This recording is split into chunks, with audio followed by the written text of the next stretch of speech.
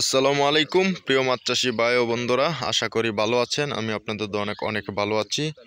তো অনেকদিন পর নতুন একটি গুরুত্বপূর্ণ ভিডিও নিয়ে চলে আসলাম। আশা করি ভিডিওটি সকল মৎস্য চাষি ভাইদের উপকারে আসবে, কেননা এটি খুবই গুরুত্বপূর্ণ একটি আপডেট। শীত হোক আর গরম হোক, সব সময় এই বিষয়ের উপর কেয়ার করা দরকার। কারণ আজকের বিষয়টা হচ্ছে পুকুরের উপর এই সুতা ফিটিং করা, বা এই যে আপনার সুতাগুলো ফিটিং করা বা নেট জাল ফিটিং করা, আপনাদেরকে দুটোটাই দেখাচ্ছি। তো আমাদের এক এক পুকুরে এক এক রকম সিস্টেম করে দেওয়া আছে।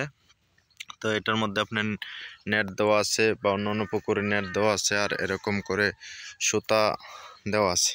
তো প্রথমে আমরা এরকম যে তার চতুর্দিকে সাইডে ফিটিং করে নেই, তারপরে ওখান থেকে সুতা টান দিয়ে আরেক জায়গায় অন্য জায়গায় বেঁধে দেওয়া হয়। তো এই সুতা ফিটিং দেওয়ার কারণ হচ্ছে, এখানে ধরেন বিভিন্ন পাখি আছে যে মাছ খায়, তো তারা আপনার মাছ অনেক ক্ষতি করে ফেলে।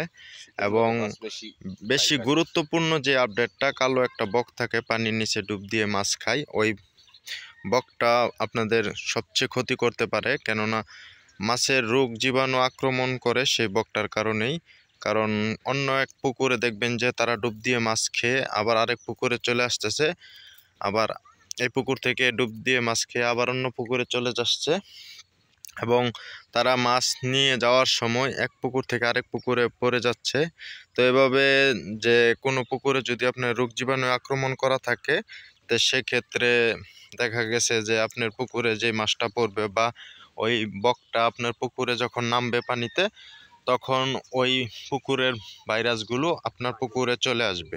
তো সেক্ষেত্রে দেখা যাবে যে দুই একটা করে মাছ একটা একটা করে মরতে থাকবে। তো এই যে দেখেন আপনারা আমাদের পুকুরে এরকম এক দুইটা করে মরতেছে। তো এজন্য আমরা এখানে সুতা টাঙ্গিয়ে দিলাম, কারণ সকালবেলা কালো বক, সাদা বক, আপনার বিভিন্ন ধরনের বক বসে। তো কালা বকগুলো খুব ভয়ঙ্কর, কারণ তারা পানির নিচে ডুব দিয়ে মাছ খায়, এক পুকুর থেকে আরেক পুকুরে ট্রান্সফার হয়। তো আমাদের এদিকে প্রচুর পুকুর আছে, তো এক এক পুকুরে মাছের বিভিন্ন রকমের রোগ জীবাণু আক্রমণ করে থাকে।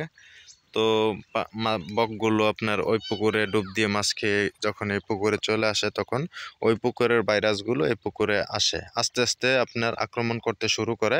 তো শেষ পর্যায়ে গিয়ে দেখা যায় যে যখন আপনারা ওষুধ বা মেডিসিনগুলো দিতে না পারবেন সঠিক সময়ে, তখন বড় ধরনের আক্রমণ করে ফেলবে এবং অনেক ক্ষতিগ্রস্ত হতে পারে আপনার পুকুরে।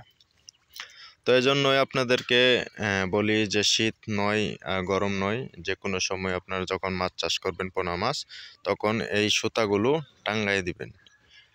আর আপনি যদি সুতা টাঙ্গায় দেন, তাহলে আপনার ওই বকগুলো আর নামতে পারবে না, বিভিন্ন মাছরাঙা বা পাখি মাছগুলোর ক্ষতি করতে পারবে না।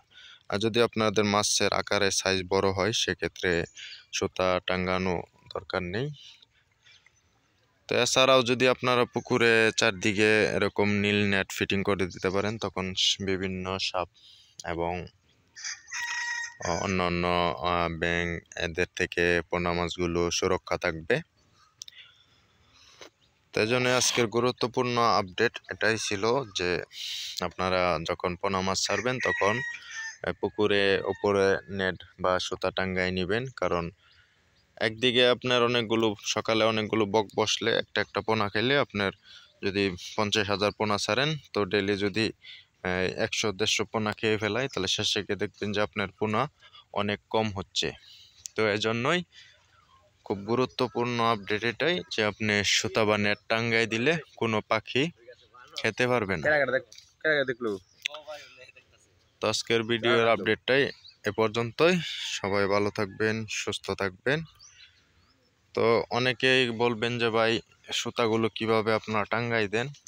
তো এটার সিস্টেমটা আমরা দেখাচ্ছি, একটু ভিডিওটা শেষ করার আগে আপনাদেরকে দেখাই দিচ্ছি। আমরা চতুর্কানিতে এরকম করে একটা খুঁটা টাঙ্গাই নেই, এইরকম। তো এরকম খুঁটা টাঙ্গানোর পরে এরকম যে জিআই তারগুলো আছে, আপনার জিআই তার চারদিকে একটা টানা দেওয়া হয়, এই মাথা থেকে এই মাথা আর ওই মাথা থেকে ওই মাথা। তারপরে